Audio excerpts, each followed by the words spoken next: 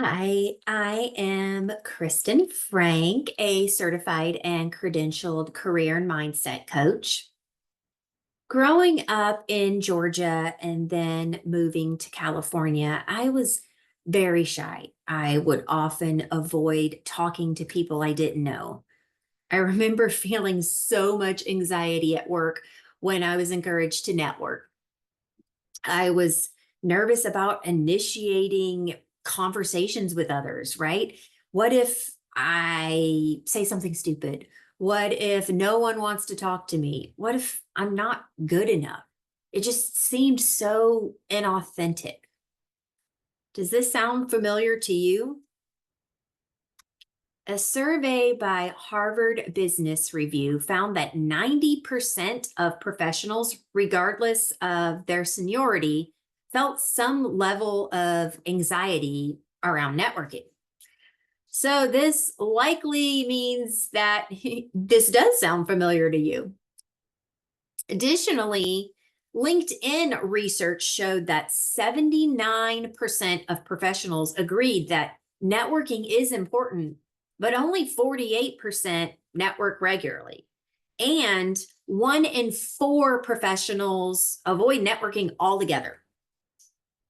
Interestingly, multiple studies showed that 85% of jobs are filled through networking. Well, that puts a lot of us in an uncomfortable predicament if we're looking for work, doesn't it? It doesn't have to. While many of us feel anxious and avoid networking altogether, we know that it's the best way to get a job. Welcome to From Anxiety to Excitement, a new take on networking.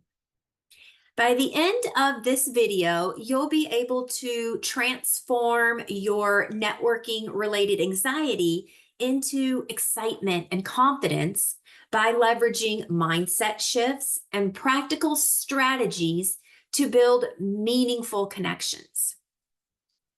So, a few months ago, my husband was preparing for a discussion, a conversation with his VP.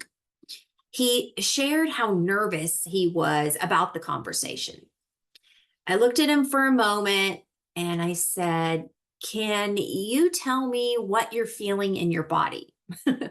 He looked at me strange, but I went on to elaborate. "Can you share with me what sensations are you're feeling in your body when you think about this upcoming conversation with the VP?" Again, he looked at me weird and he said, "You know what nervousness felt like?" He was confused in why I was asking this question. I smiled and I said, "Okay, indulge me for a moment." So finally, he went on and he shared, "Well, my heart is racing, my palms are sweaty, I have all of these like millions of thoughts in my head." I said, "Okay, now share with me the sensations, how your body feels when you're excited."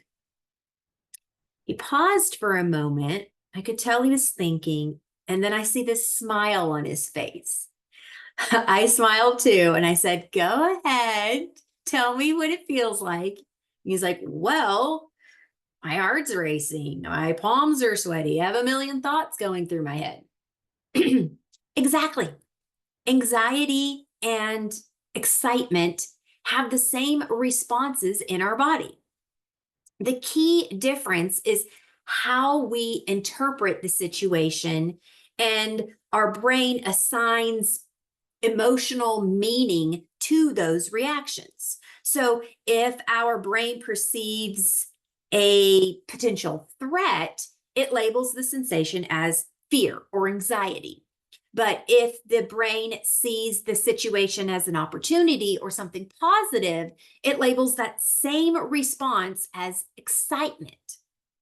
This psychological phenomenon shows how the interpretation of physical symptoms can shift emotions. So, how your thoughts influence our emotions, or how we label our emotions, right? Because the physical symptoms are identical, you can reframe anxiety into excitement by recognizing that the body's response is neutral and it can be reinterpreted, and you can transform that anxiety into excitement. It starts with your thoughts or self-talk. Instead of saying or thinking I'm nervous, say I'm excited. This relabels the sensations positively. Shift your focus on the opportunity. What can you gain from the situation rather than what can go wrong? So, going back to the story that I shared about my husband and his conversation with the VP, he can view this situation as a threat if his thoughts are focused on what could go wrong. What if I say something wrong? What if I don't know what to say? These thoughts are not doing you any favors and will not help you prepare for the conversation. Instead, shift those thoughts to what you can do. Focus on the opportunity in front of you to speak to that VP and the value you can add. Embrace your curiosity to take some of the pressure off yourself and focus on connecting, learning more about them, their priorities and challenges, and how you can help them. Just as you would build any meaningful relationship, professional or personal, ask questions, get to know them. To quote Stephen Covey, seek to understand before being understood. A cue that I like to share with my clients is to help them redirect their negative thoughts is pause, acknowledge, adjust. When you notice those negative thoughts creeping up, pause. Notice that the negative thoughts have come up again. Acknowledge and ask yourself, are these thoughts helping me with this situation? You have the power to change them. Remember that.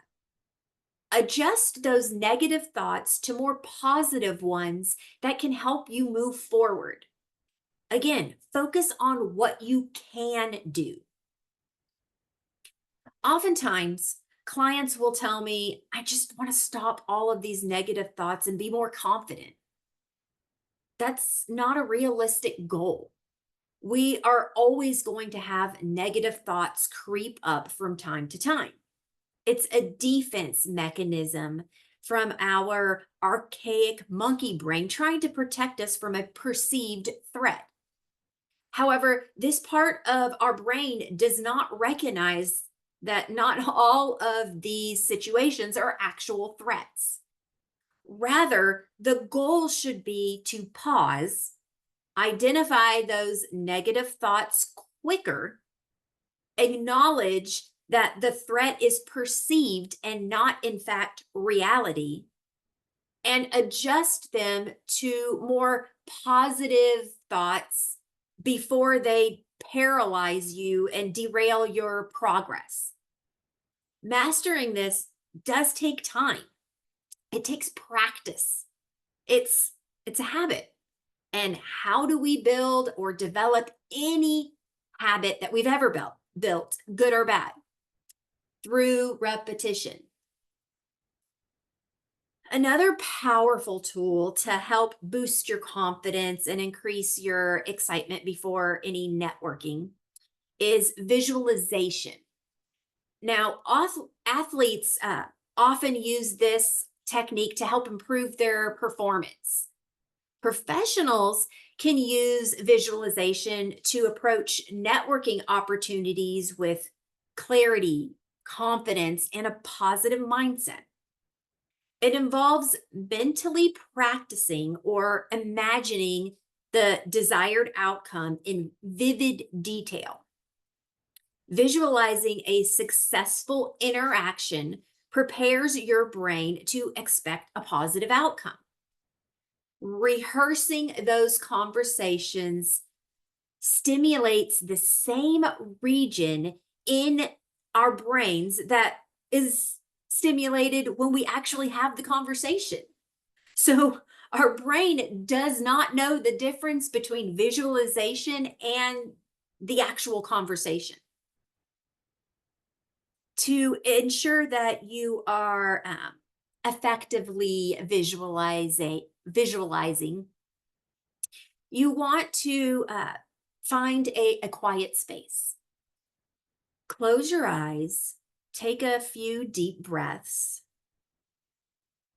Picture yourself in the networking scenario. Visualize the details like the room, the people, the atmosphere, the sounds, the smells. Visualize yourself standing tall, making eye contact, that firm handshake. Imagine initiating the conversation, introducing yourself clearly, actively listening. Visualize yourself speaking with ease and confidently answering questions.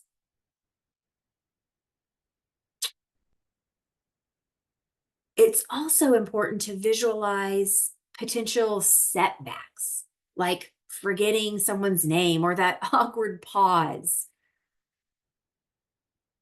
Imagine how you would recover from that situation. So, for example, you visualize yourself laughing it off, minor mistakes, and then redirecting the conversation. Imagine the sound of your voice, the feel of the handshake, even the smell of the coffee. The more vivid the visualization, the more effective it will be. Also, be sure that you picture at the end of the interaction, feeling proud and excited about the connection and the performance that you just had. Once you're in the right mindset, you can boost your confidence and excitement through preparation. Set your goal or intention for the conversation. Make sure that you're specific and frame your goal to include mutual value. So, for example, I want to understand how I can contribute to this person's goals while learning from their expertise. Remember, seek to understand before being understood. Then take time to gather some data. Who are you meeting with? Look at their LinkedIn profile. Find shared connections, hobbies. Note their recent posts, recent achievements, career milestones. Read up on recent articles, trends, updates on relevant expertise in their background, in their field. And then prepare for your talking points. How are you going to initiate the conversation? Do you have a pitch ready? The who, the what, the why. So who are you? What do you do? And why are you there? This is your mutually beneficial goal or intention. What questions are you going to ask? And how are you going to bring them value? Make sure that you end the interaction with a call to action.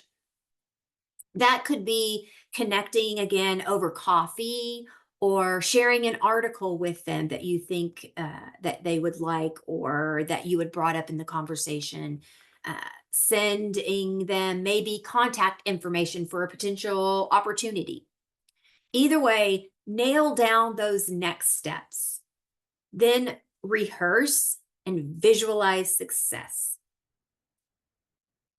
As I wrap up here, remember networking doesn't have to be intimidating.